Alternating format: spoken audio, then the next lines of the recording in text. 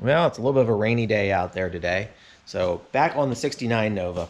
In our last video, we finished up the interior on the car, got bucket seats installed and replaced the automatic shifter that was on the floor. The other one was a little too cumbersome to use. So we're pretty happy with where we are on that. But the other big thing that we really wanted to deal with was the height of this front end. And there's a lot of space, dead space up here above the tire. I guess I really should explain why there is an Olds rally wheel on the front of this, a Chevy Rally on the back. Let me show you why. We discovered we got a little bit of a rubbing issue with the tire rod. But apparently these rims are 14 by 7s, and this is a drum brake car, so apparently 14 by 6 would be the one that you would need to avoid that rubbing. And unfortunately, we don't have any 14 by 6. So, and we did find a set on Marketplace, but it's 2 hours away. They're a used set. They need to be cleaned up. They might not be straight. They could be bent. Who knows?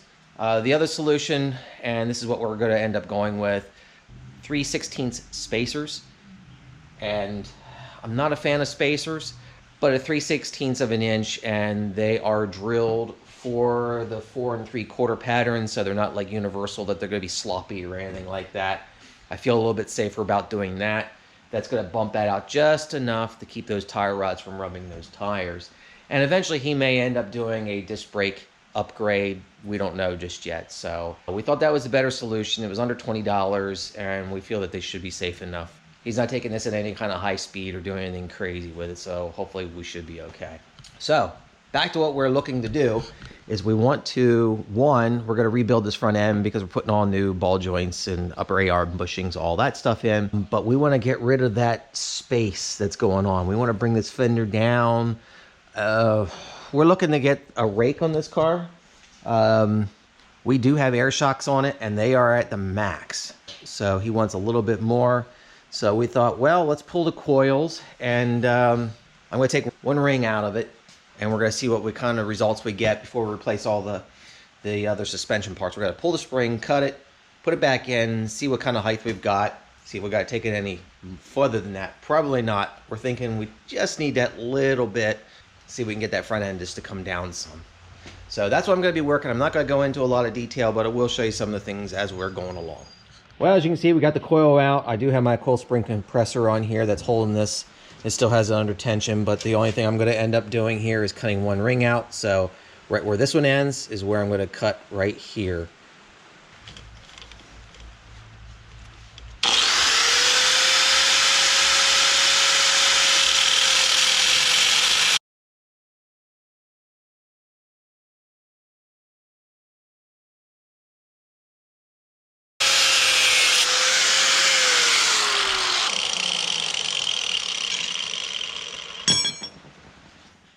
So after taking out one ring of coil, you can see we have a pretty nice rake now on this car. I don't think we're going to go any lower, so I think that is what he is looking for. Now that we're happy with the ride height, we're going to go ahead and get our spring compressor removed and get to rebuilding this front suspension.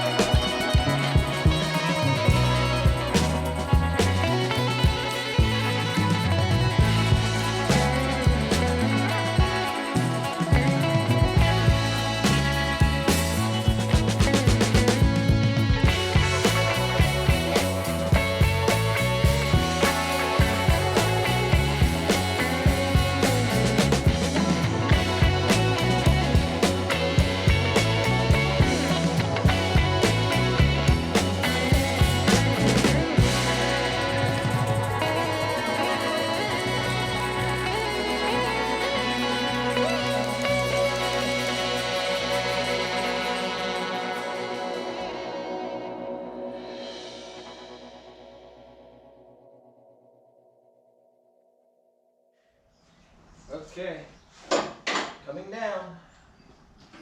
See, now that tire's straight and that one's crooked. We'll get there.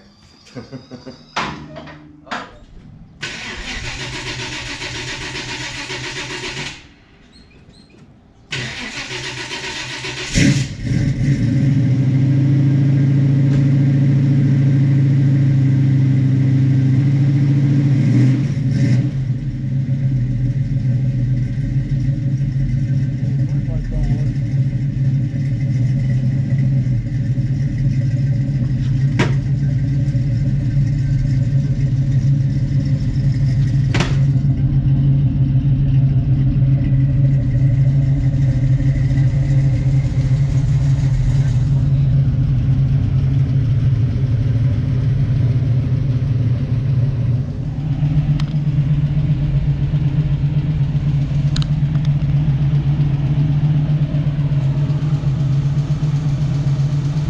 Yeah, that stance looks a lot better.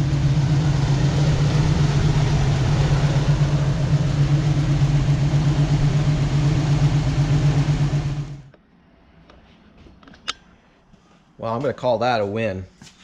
I'll show you a little bit under the hood. I don't know how well you can see it at this point, but we did put a couple shims in on both sides. We did it pretty evenly, and I'm pretty happy with that tire. It looks like it's pretty much upright in alignment with the back tire, so pretty happy with that. How long does a job like this take?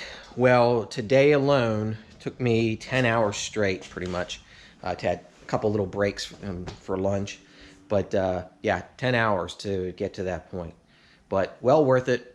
He's happy with it. He's got quite a grin, so I'm very happy with the way everything came out. So that's going to be another thing off the list. The front suspension is done. I still have one tire rod, and the idler arm needs to be replaced yet. Take out some of that slop in the steering. The brakes are a lot better, so pretty happy with that. You do have to pump it just a little bit to get a little bit more pressure, so we might need to do a little bit more bleeding. Who knows what's in those lines. We never really did a whole lot when we brought this car back from Maryland, other than siphon out what was in the master and put fresh in it. So who knows what kind of crud might still be lurking in there, or might be an air pocket in there yet.